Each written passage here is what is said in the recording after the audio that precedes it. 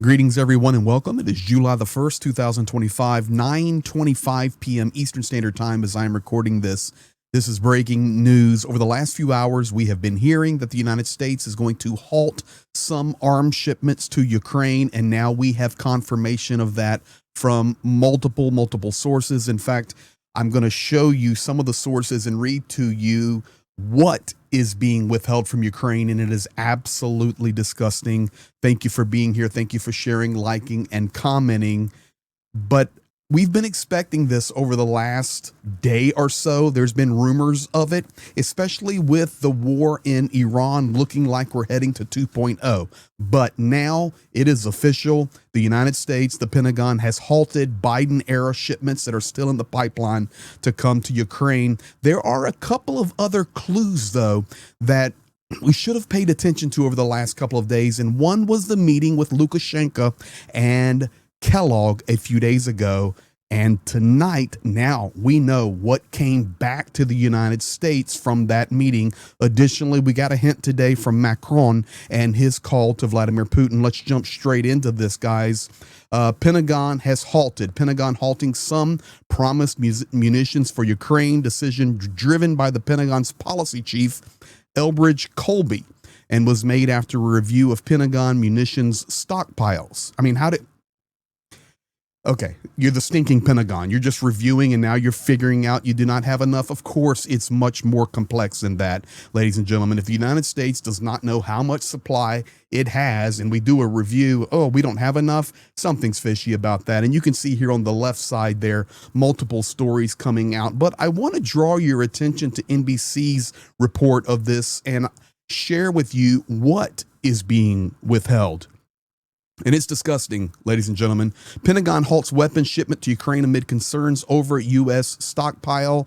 The move was made to put America interest first. It's interesting to me, you go and you do a massive operation on Iran with our B-2 bombers, drop for the first time in the world bunker busters, and that is about America first. But holding back key supply, including Patriot missiles that Ukraine needs, our friend, our ally, Ukraine, that's putting America first. So I'm really shocked right now, to be honest with you. I was hoping this wasn't going to happen, but we've been hearing the rumors about it. So Defense Secretary Pete Hegseth has ordered a pause in sending shipments of missiles and ammunition to Ukraine amid concern about the U.S. military stockpiles, according to two defense officials, two congressional officials, and two sources with knowledge of the decision. Hegseth ordered the delay weeks after he issued a memo ordering the review of U.S. stockpile of munitions, which has been depleted after years of the United States sending weapons to Ukraine to defend against the Russian invasion, as well as nearly 2 years of operations in the Middle East, Houthi rebels, Yemen, Israel, Iran, everything. This is what they're saying. But what I want to focus on here, it's the munitions and other weapons could be held until the assessment is complete. And the weapons being delayed, this is what we need to focus on here, dozens of Patriot interceptor missiles. The most important weapon that Ukraine has in defending against the missile strikes from Russia are Patriot missiles. Thousands of 155 millimeter high explosive howitzer munitions, more than 100 Hellfire missiles, and more than 250 precision-guided missile systems known as GMLRS, and dozens each of Stinger surface-to-air missiles, AIM air-to-air missiles, and grenade launchers. This according to the defense officials, and this decision was made to put America and the interest of America first. I've got news for you.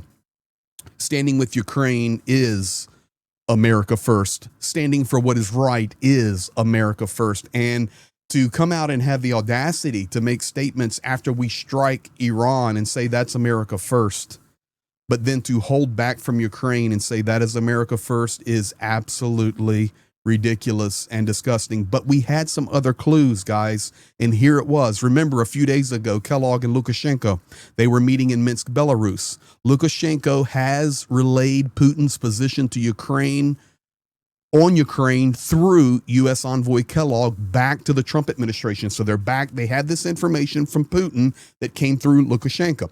Belarusian President Alexander Lukashenko stated that he conveyed Vladimir Putin's position on a Ukraine settlement to Kellogg during the talks in Minsk. Lukashenko urged the American side to move beyond what he called election year chaos and follow through on previously discussed proposals. In yellow here, I'm bolding and highlighting for you. Listen, according to Lukashenko, Kellogg promised to work on preventing Kyiv from launching strikes on Russian territory. Now, just think about that for a moment. So now, do we not only halt supply for Ukraine to defend itself, but Lukashenko from Putin has passed a message to Kellogg to get to the Trump administration to tell Kyiv to stop striking into Russia. Are you serious? But yes, this is the message that was conveyed. So you start putting 2 and 2 together, well, they equal 4. And that is pausing the supply of defensive weapons to Ukraine, passing a message telling Ukraine to stop striking into Russia. And then we get one more clue today, the Putin and Macron call. Russian President Vladimir Putin held a phone call with French President Macron today. During the conversation, the two leaders discussed the ongoing conflict in Ukraine, and Putin reiterated his position that the war is a direct result of long-standing Western policies. We're back to the NATO story. We're back to expansion. We're back to you're coming after Ukraine, which is our place. He accused the West of fostering an anti-Russian agenda in Ukraine for years and claimed it is now intentionally prolonging the war. Just put all this together. Putin also stressed that any resolution must be durable, address the root causes of the conflict, and be grounded in the current realities on the ground. It's the same message over and over and over. They don't change it. Putin doesn't change the message. But when you start putting these things together, the message that will come to the U.S., and shoot, if I'm giving it to you, the U.S. already has it. This, once again, reiterated. West, your fault. Stop prolonging the war. Interesting. DOD halting shipments now. And we have confirmation of Lukashenko's message from Putin back to the United States. Now, so what can we do? Right now, we are in the middle of a campaign. And let's say, for example, we have 100,000 views on this video. That would be great if you would share it, because this is what is happening right now. If you would help get the message out, what can we do? Well, I can't change the Pentagon. I can't change the rhetoric that happens. Neither can you. But what we can do is we can help on the ground. We just introduced today Project Awake. This is a partnership between my channel, Professor Gertis, and Project Konstantin, of course, with me, my partner Zhenya. There in Ukraine, we are bringing drones to Ukraine, specifically 5 vampire drones delivering life. We did a full live stream breakdown on that. But you know, if Professor's pushing this, I'm pushing it, Project Konstantin's pushing it. The reality is, if we had 100,000 views on this video and everybody gave $1, €1, we'd have the project done instantly. It's about a 78,000 euro, 90-some thousand dollars. But these are 5 vampire drones. These are the big boys.